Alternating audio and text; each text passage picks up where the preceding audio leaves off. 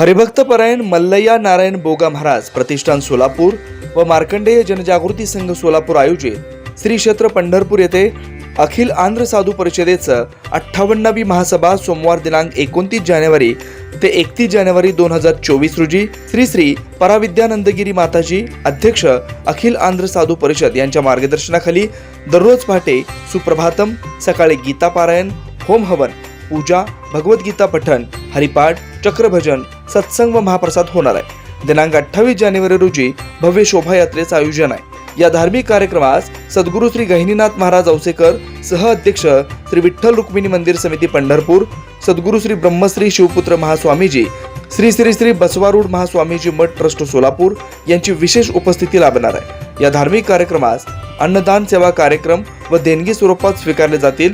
आपले विनीत श्री मार्कंडेय जनजागृती संघ, संपर्क किशोर व्यंकटगिरी 9552 2186 41।